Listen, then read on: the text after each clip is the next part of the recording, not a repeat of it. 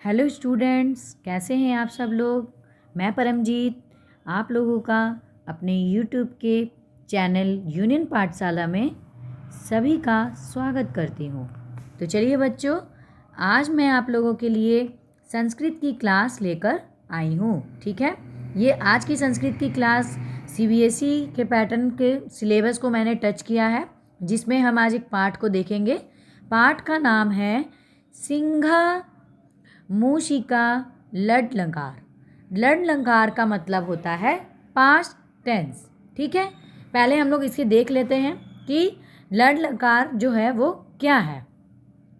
लडलंकार को भूतकाल कहते हैं। ठीक है, इस काल में कार्य के बीते समय के होने का बोध होता है।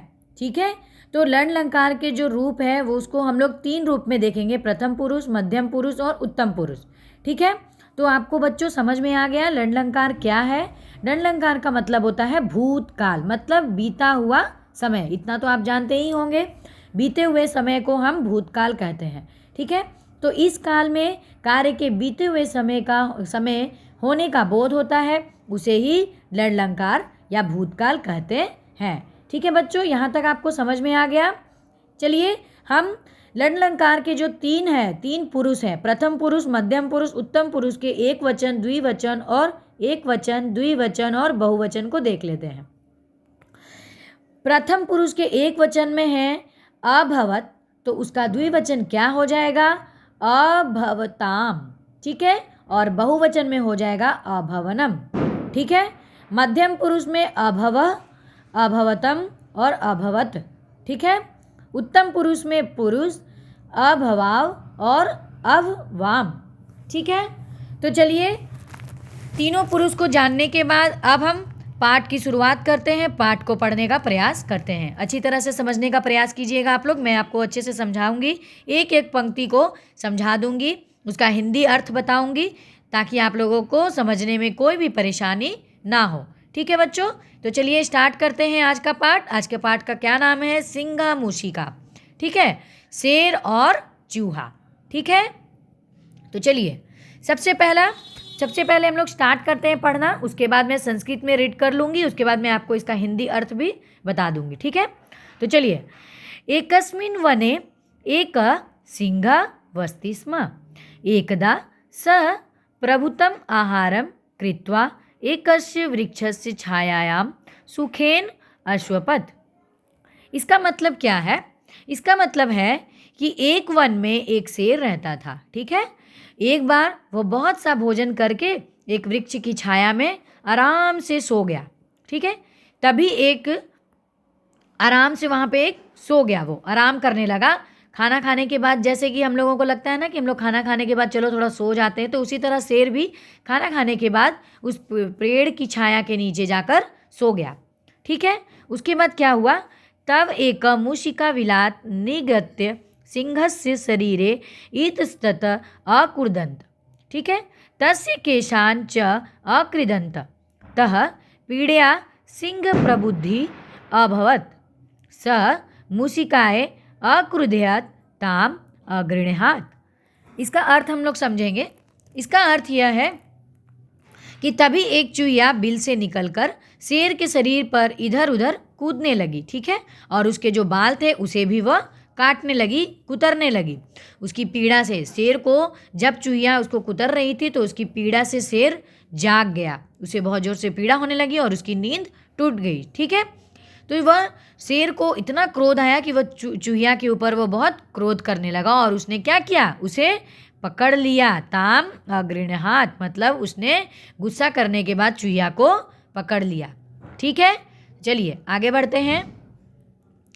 तब क्या होता है? तदा भीता मूषिका आर्तस्वरेण अवदत्, भो वनराज मम अपराधम क्षमस्य, त्वं तु वनस्ते नृप असि, तव पराक्रमः प्रसिद्ध, अहम तु क्षुद्र जंतु अस्मि, मां मुंज समय अमपि तब सहायतां करिष्यामि इति। क्या बोलती है चूहिया? तब चूहिया डर जाती है, भयभीत होकर रोने लगती है और रो कर बोलती है, हे वनराज, मेरा अपराध क्षमा करो। तुम तो वनों के राजा हो, तुम्हारी वीरता तो बहुत प्रसिद्ध है, चारों तरफ सब जाने जाते हो तुम अपनी वीरता के कारण।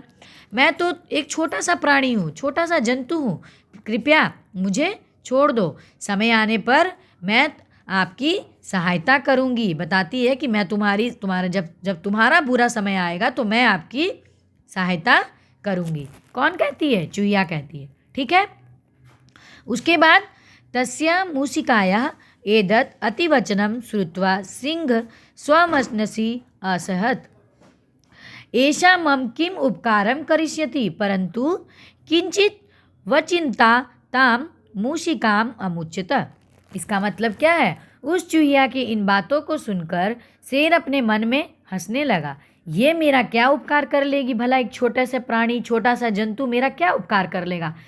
शेर अपने अभिमान में इस बात को अपने मन ही मन सोचकर हंसने लगा, परंतु कुछ सोचकर उसने चूहिया को वहाँ पे उस समय छोड़ दिया। ठीक है। उसके बाद क्या हुआ? एकस्मिन् दिने सः सिंह व्याधस्य जाले पतितः। जाले बद्धः सिंह दुःखितः भूत्वा वारं वारं उच्चैः स्वैरेः आगर्जत। ठीक है। तस्य गर्जनं श्रुत्वा मूषिका शीघ्रं तत्र आगत्य सिंहस्य समीपं गत्वा अवगत, भो वनराज, अलं भयेन अहम अस्यात् जालात् त्वां मोचयामि। ठीक है। तो उसके बाद इत्युक्ता सत्वरं तज्जालं दन्ते अक्रीदन्त तेन सिंह मुक्त जातः। स्वतंत्र भूत्वा सिंह मूषिकाम् अवदत्, भो मित्र, अध अवगच्छामि इत क्षुद्र जंतु अपि सहायकम भवति। तो चलिए अब इसका अर्थ समझते हैं। फिर क्या होता है? जब शेर चूहिया को छोड़ देता है, एक दिन वह शेर शिकारी के जाल में बुरी तरह फंस जाता है। ठीक है बच्चों।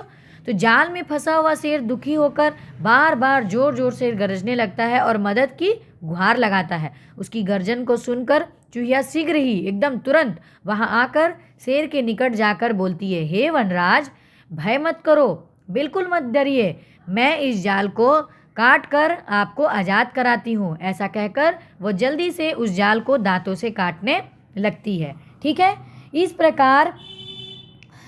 प्रकार शेर पूरी तरह से स्वतंत्र हो जाता है, आज़ाद हो जाता है। और आज़ाद होकर शेर चूहिया से कहता है, क्या कहता है? हे मित्र, आज मैं जान गया हूँ कि एक छोटा सा प्राणी, ठीक है, यत क्षुद्र जंतु अपि सहायकम भवति, कि छोटा सा प्राणी भी बहुत बहुत सहायक होता है। तो मुसीबत में छोटा हो या बड़ा हो, कोई भी आपकी मददगार, आपकी सहायता के रूप में आपके सामने आके खड़ा हो जाएगा। इसकी आपको कल्पना भी नहीं होती, आप जान भी नहीं सकते हैं कि कब आपकी कौन सहायता कर देगा। इसीलिए बच्चों, हमें बेवजह किसी को भी परेशान, चाहे वो प्राणी छोटा हो या बड़ा हो, नहीं करना चाहिए। उसे परेशान बिल्कुल भी नहीं करना चाहिए। ठीक है।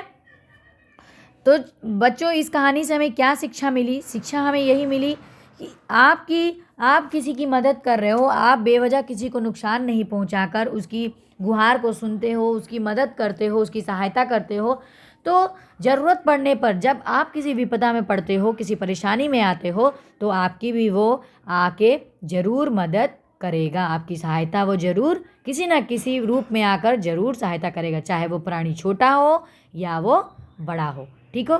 कोई भी छोटा या बड़ा नहीं होता है। ठीक है बच्चों। तो आपको पाठ समझ में आ गया होगा, आशा करती हूँ अच्छी तरह से आपको समझ में आ गया होगा। मैंने संस्कृत की एक एक पंक्ति को हिंदी में भी आपको समझा दिया। तो चलिए यहाँ पे कुछ शब्दार्थ दिए हुए हैं, यानी वर्ड मीनिंग्स दिए हुए हैं, उसका अर्थ समझ लेते हैं।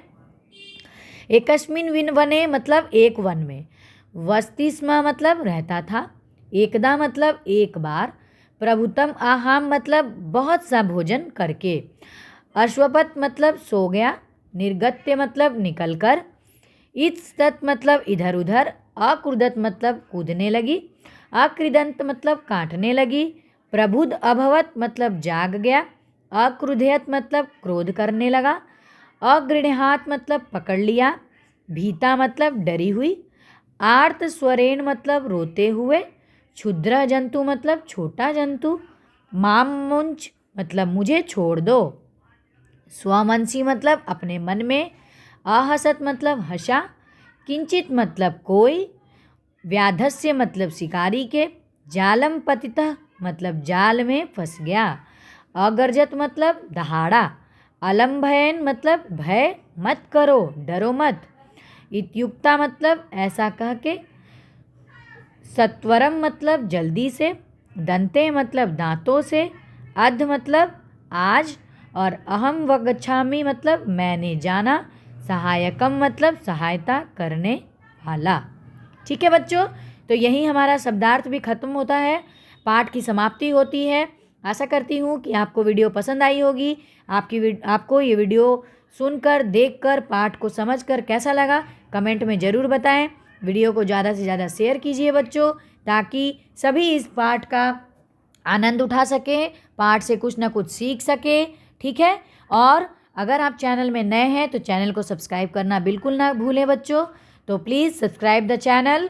ओके, अभी तक के लिए वीडियो को देखने के लिए बहुत बहुत थैंक यू, धन्यवाद, बाय बाय।